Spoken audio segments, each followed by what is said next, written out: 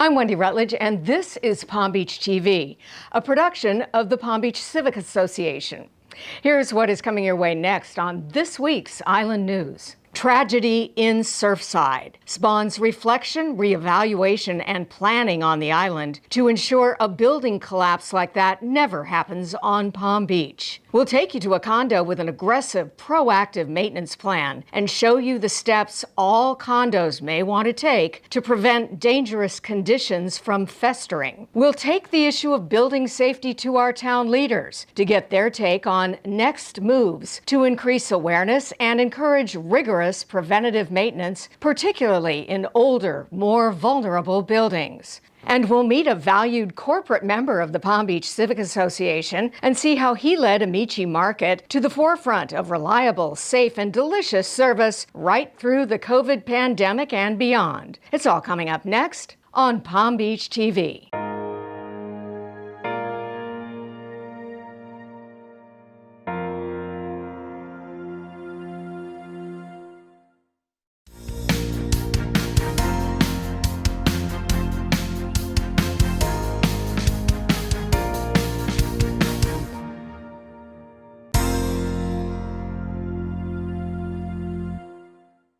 It is maintenance season on the island of Palm Beach, particularly on the south end of the island where the condo strip is.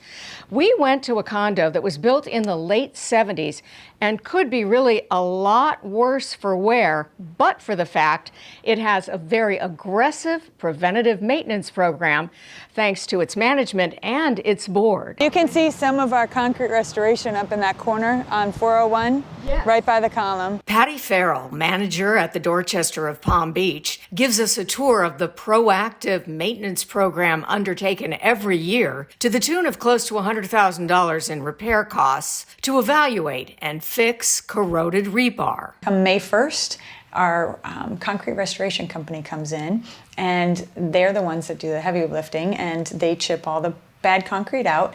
Then they go ahead and they clean the rebar, and they actually put a anoid, which is about the size of a hockey puck, directly onto that rebar, which then neutralizes that bar from corroding any further. The Dorchester is one of many condos along the strip south of Sloan's Curve with an aggressive preventative maintenance program, as evidenced by the abundance of repair trucks lining the fronts of building after building, all under summer repair.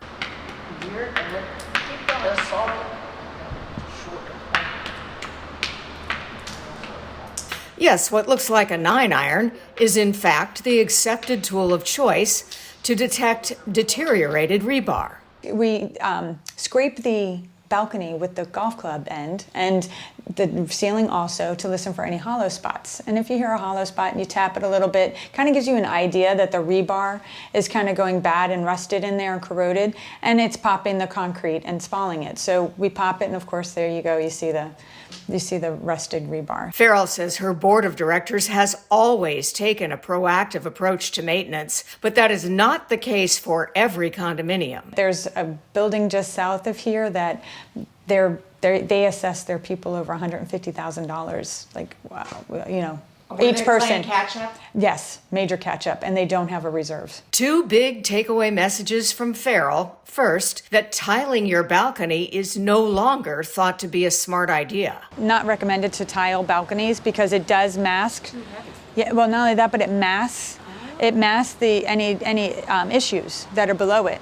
So you can't see what's going on. Putting a stamped or decorative finish on the concrete, a better, safer way to go for balconies. Then there's the often neglected exterior window maintenance. Living on the ocean especially, with the elements, the rain, the salt water that gets sprayed up on here, the salt will just deteriorate those bolts and screws that are in there, and the water penetrates into the concrete. This golf ball-sized chunk of salt, a souvenir from a condo window where maintenance was lacking for a couple of years. Moving forward, the Dorchester, along with so many other condos, will be turning to a structural engineer to make sure they're on the right track. We're going to go ahead and have an engineer do the inspections from here on out yearly to check on our buildings to make sure that we're not missing anything. The town of Palm Beach, as with so many seaside communities, has been forced to re-examine its policies and regulations with regard to the maintenance and upkeep of beachside condominiums. So what is your town doing specifically? Plenty. This terrible thing happened in Surfside, and it was but days. I mean, maybe 2 days. And the town of Palm Beach was on it with a letter.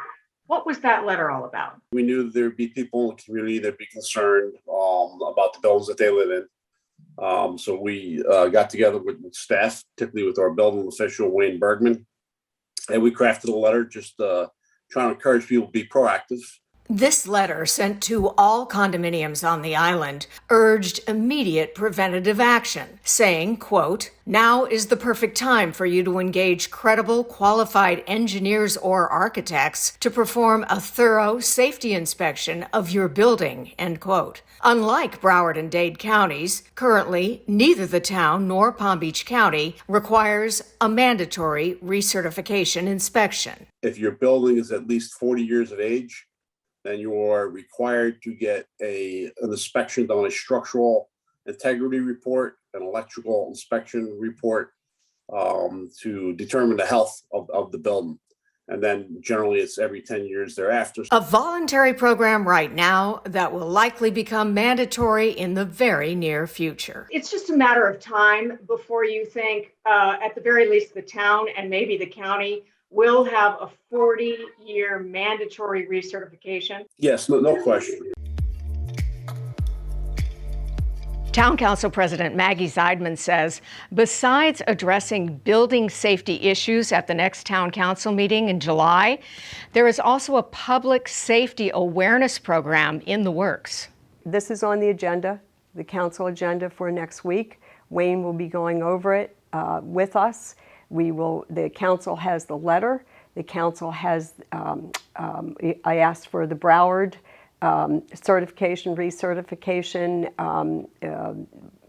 what they do to be added into the backup. Council President Zeidman compared the level of attention the town will pay in addressing building safety issues to the focus it gave to town safety through COVID-19. And this will include public education. We will do an educational program in the fall when people are back to let them know what the town plans to do or what the county plans to do. However, she stressed that condo buyers have rights and condo boards have responsibilities. People have to be responsible. So people who buy into condos have to know that their condo boards are on top of things, that they take things seriously, that they're going to act on things, right? And condo boards now are recognizing, oh gosh, we actually have a big obligation here. It's the Condo Association by the laws of the state of Florida that need to hire the structural engineer and to follow up and take the action that they need to take. So it goes back to the condo. As we know, safety is the guiding force behind everything undertaken by our friends at Palm Beach Fire Rescue. Chief Daryl Donato weighs in now on the challenges of safety in older condominiums. Instantly, the thoughts that went through my mind were, oh no, what about here? How do we make sure our community is safe? Concern for the residents of Palm Beach, especially those living in the older condos on the island, and concern for the families of the Surfside victims, expressed by Donato and his crew in the form of pitching right in at the site. Our guys are there with buckets, just one at a time, carefully taking out rubble, making sure that there's no personal artifacts, and certainly also looking for any potential victims at the time or any identifying information. Chief Donato says Fire Rescue performs annual fire safety inspections on every commercial building on Palm Beach, including all of the condos. Now, he says, his crews will bring to that task a heightened sense of building safety. When something's wrong, it's wrong. And, I think we've always had that attitude of, hey, if we see something, we say something. We let folks know, hey, that doesn't look right, you should check into it. But I can assure you that level of concern and awareness is definitely elevated and heightened now that we've had this tragedy occur. Palm Beach has always attracted a lively group of businesses and merchants to the island. Feature reporter Christina Nicholson takes us now behind the scenes to Amici Market, where this Civic Association corporate member puts on quite a feast that's a delight to the senses. Okay, I got you guys. Here's a caprese every morning. Maurizio Ciminella, the owner of Amici Market, stepped out from behind the food counter to give me a tour and explain what makes the Palm Beach Market so unique. We are the only store that has it. In Palm Beach for sure, probably in Florida. Exclusive offerings like Venchi chocolate straight from Italy for a very important community. Time you can find your hair stylish grabbing a burger with no onion, of course. To the chief of police or some of the town councilmen.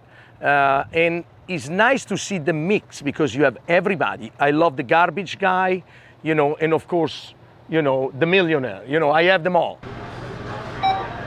One of those loyal customers at the register 5 days a week is Michael Fontanetta. I'm a carpenter, but I'm a food snob and grew up with my mother cooking Italian, and the ingredients are very important. And here's the best deal on the island and the best ingredients. Something new at Amici Market this summer is their gourmet food menu. It'll make you feel like you just ordered delicious food from an Italian restaurant to take home. You can grab a bottle of Tignanello and just go, you don't have to go something that you will not find. And a little wine may be needed after the hoops this store, its employees, and customers had to jump through during the pandemic. The town of Palm Beach, myself, I think we took it by the head immediately, the threat, and dealt with it. Myself, I remember the first meeting that I had with my staff, they were looking at me like I had 3 heads.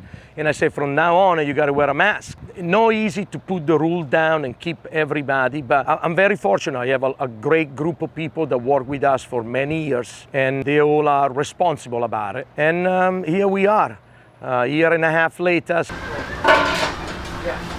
More important things at the moment.